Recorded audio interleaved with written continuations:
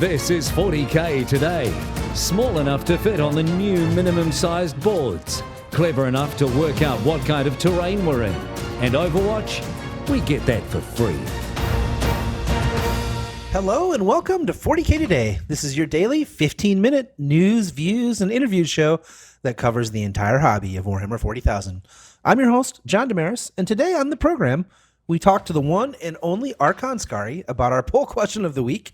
But first, we talk to a Warhammer superfan who's read 130 Black Library books, in the past 5 years or so. Our poll this week is blowing up. We've been fighting over the following question. With all the preview changes we have seen so far, board sizes, Overwatch, etc., who will dominate the game in the new edition? Assault armies or gunline armies? Make sure you swing by our Facebook to weigh in. I absolutely love people that have a true passion for something. This week's superfan, the one and only Quipster, joins our own Tanya Gates to discuss all things Black Library. Thank you so much for being on the program, Quipster. It's so good to have you here. It's great to be here. So I have noticed that you have read a lot of Black Library books in the past few years. So what's your running tally and how long did it take to get there? So Black Library is a really interesting one for me because I actually tallied it up. I've got everything on my Goodreads account. And as it turns out, I've read about 130 Black Library books, but that doesn't count like some compilations of short stories. So if you count every short story as a separate book, it's probably more up to 150. Oh, wow. That's amazing. And how long did it take you to get that far? So I knew you'd ask me this, and I was thinking about it last night, and I suddenly realized that my sort of relationship with the law is something that I've had since the age of about maybe 13, 14. And, I've dropped out of the hobby twice when I was like 14 and again when I was 18 and I went to uni. And I realized throughout that entire time, I've always been reading the books. Like, I've always been keeping up with the Horus Heresy. So technically speaking, I've been reading on and off since I was about 13. So since 2003. God, I feel old. Well, I'm older than you, so don't feel too old. What drew you? Do you remember what drew you to like the first novel that you picked up? Yeah. So the first ever 40k book that I read was Ghostmaker by Dan Abnett. Nice. I think it was the second of the Gaunt's Ghost books, possibly even the first. I can't even remember. It was so long ago. But honestly, it was the front cover that got me. I looked at it, and as a 13-year-old kid, you're just like, "Oh my god, this looks so cool! It's got guns and soldiers and stuff." And you look at it, and you're like, "Oh yeah, I'll have that." But it's interesting to me how my relationship with the fiction has sort of evolved over time as I've grown older. I've started the books that I would have liked back then are absolutely not the books that I enjoy now. Like, for example, everyone talks about bolter porn and how, oh yes, it's Space Marines running around going, brother, chainsword, bolters. And as a kid, you love all that kind of stuff. But I realize, sort of growing up, that the books I'm enjoying now are the far more introspective books. I think that's one of the big reasons that Aaron Dembski-Bowden, Chris Rates, Guy Haley even, they're so popular is because, we all grew up with this and now we're adults. And those kinds of authors, they delve really far into, Chris Rate, for example, delves into what does it mean to be a custodian? What does it mean to be a White Scar? And if you really look at, say, Aaron Dembski-Bowden again, and say Black Legion or Talon of Horus, there's actually not a lot of action in those books. It's very short and sharp. The rest of the book is just Space Marines talking to each other. And so that kind of and sort of the introspection they have about the nature of their existence in the Eye of Terror, I think that's sort of the fascinating part of the fiction, rather than just like bolters and chainswords. Yeah, I actually agree because James Swallow is one of my favorite authors, and he is very introspective about like the notion of faith and purpose, and I find that really interesting. So, do you have a favorite Black Library author? See, it goes. I oscillate so wildly with this. I think at the moment I'm gonna say Chris Ray, if only because, like, you know how each author seems to be given like a Space Marine faction or Xenos faction or whatever. He's been given the Custodians, and obviously I'm a massive Custodian player, and what he's done with their fiction and their narrative is, I think, unsurpassed by anyone else who's tried to sort of delve into that mindset, and he's taken it a very interesting direction. So I love his work at the moment, anyway. Awesome. And then, so one last question: do you have a favorite grimdark moment from the novels? Oh, okay. I've got 20 seconds. I'm going to say this really quickly. Throughout the entire Horus Heresy, Lorgar, well, especially in the early bits, Lorgar always thinks, Gilliman hates me. A lot of my brothers hate me. I feel really bullied. This is terrible. Some of them do hate him, but Gilliman actually loves him. And there's a bit in, I think, Betrayer where Gilliman says, my wayward brother, I love him so much. And like, eventually Lorgar realizes this and goes, oh my God, maybe I've made a mistake. That moment. Love it. Phenomenal. Oh, that's awesome. I'm going to have to pick up that one. It is on my list of books to read, so I'm going to have to pick up that one next and give Do it. Absolutely worth it. Thanks so much, Quipster. It's great to be on. Thanks for having me. All right, who's with me? Let's all read those books. Maybe we should start a book club. I'll have to ponder that for a little while. Thanks so much to Quipster for all the inspiration.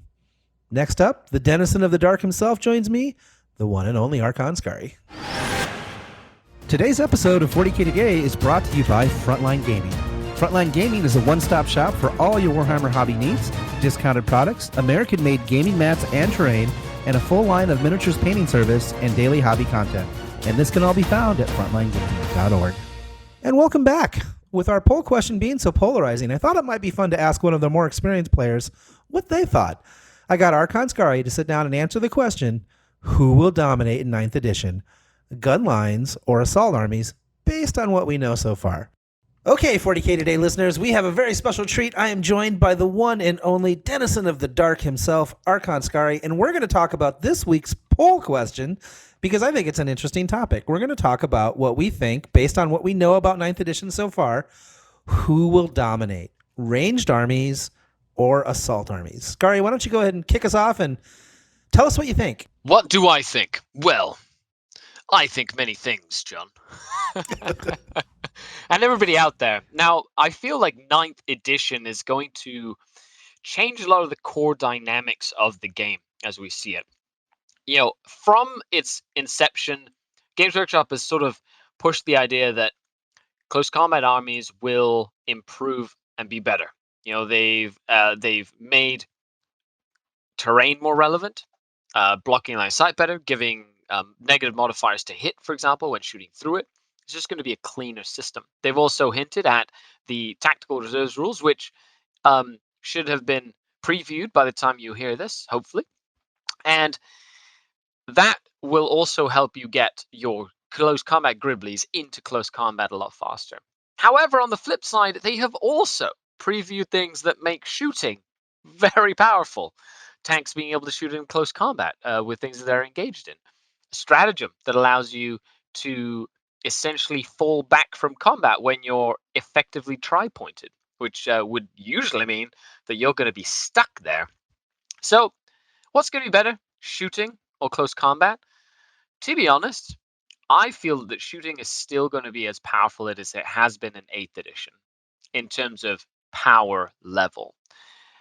However, I do feel that close combat has been tweaked up a notch. I don't think shooting is going anywhere. So, John, I'm going to have to say that shooting is going to be key, especially if you can shoot out of line of sight, or you can move and shoot and get around the terrain that is blocking your sight vision. Okay, that's interesting. I know that almost everyone says, I think, that they think assault is going to be, well, it's about 2/3 to 1/3. They think assault is going to be sort of what is the best in 9th edition. And I can kind of see that, right? Because the table's gotten smaller. There's more terrain, and terrain does more to get you into assault. But like you said, I don't know. The fact that you can't tie something up permanently anymore because they have that, was it desperate fallback? I don't remember exactly what it's called, but it's 2 CP and you can just leave through combat, including moving through other models. So if you're pinned, sure, you lose 1 out of 6 of your models. So it's a very expensive stratagem, but you get to fall back. And once you fall back, then all your guns get to shoot those poor guys. Well, not only do you have that, how you also have something like the new changes to how multiple charges work, where no longer will you be in a position where you put your model and go, I'm going to charge everything within 12 inches.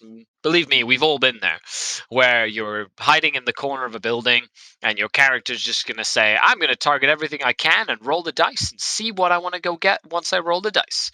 And that's no longer going to be the case, meaning screening units and speed bumps are going to be of a lot more value than just screening out deep strikers. Now the screens will essentially, in move blocking, will prevent the opponent from really being able to get to your further back units even more than it was before. Yeah, and I mean, I think that's really important too, because the new risk reward system is basically, when you roll your charge, you have to roll a sufficient number on your 2 dice to make every charge you declared. So if you declared those characters, those juicy characters that were 11 inches, back in 11 inches away from you, because you know that you're going to charge the thing that's 4 inches away from you, beat that up, consolidate, pile in again with a fight against strat, and then kill those characters. That's not going to happen. So I don't know. Correct. And I think that is one of the things to remember. Things like, or mechanics that we haven't really seen be too relevant, only situationally, like heroic intervention, for example, all of a sudden become a lot more powerful when put in a position where, even if you're only a few inches behind that initial screen where you can heroically intervene, your opponent won't be able to, unless of course allocating attacks works differently. But if it remains relatively the same, and you can only declare attacks when you charge against something that you declared or charged against, you either going to have to declare the models that are behind the screen and then potentially fail both charges, or get the easier charge off and then risk being heroically intervened, for example, and then attacked by characters that you can't swing back to. So there's a cool dichotomy there, where yes, close combat, you're getting even terrain pieces that help you in close combat, like extra cover saves and extra to hit rolls or whatever. Line of sight seems to be a lot more prevalent, as well as the ability to sort of like have a smaller table to get there faster. However, a lot of the shooting that happens isn't necessarily just right across the table. It's a lot of the times in that 12 to 18 inch range when both armies get stuck in. Yeah, I think that's it. And I think here's my prediction for 9th edition. You tell me if you think I'm wrong. I actually think there'll be a place for both melee-based or assault-based and shooting-based armies. I think they'll both do pretty well because they both have different strengths they can lean into.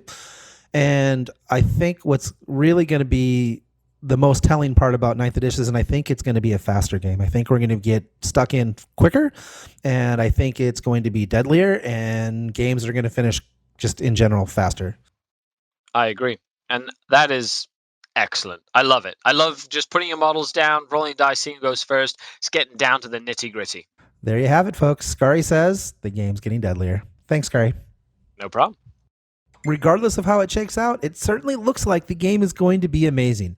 Thanks to Archon Skari for taking the time to answer this important question. Okay, happy dance time. It's time for Model of the Day. It's the model of the day, the model of the day, the model of the day. Spaced Crusader drops us a special treat using the 40K Today hashtag on Instagram. His Swarm Lord conversion is absolutely exquisite. I love the rich blues and purples and excellent blending on this model, but what really stands out is the black carapace. Black is such a difficult color to do well, and Space Crusader absolutely nails it. If you have a model that you want us to feature on the show, or you've seen a model that you think we should feature on the show, let us know by contacting us on Facebook, or just use the handy dandy 40K Today hashtag on Instagram. And that's it for today. Thanks so much for joining us. A big thanks to our content producer, Alex Painter, and our social media ace, Tanya Gates, and our technical producer, Seamus Ronan, for all their hard work once again in putting this program together. If you have something you think we should feature on the show, please get in touch. If you've got an amazing army or a YouTube channel or a great hobby tip, contact us via Facebook. Just search 40K Today. We'll see you tomorrow. Until then, for the 40K Today team, I'm John Damaris, and that's what's happening in 40K Today.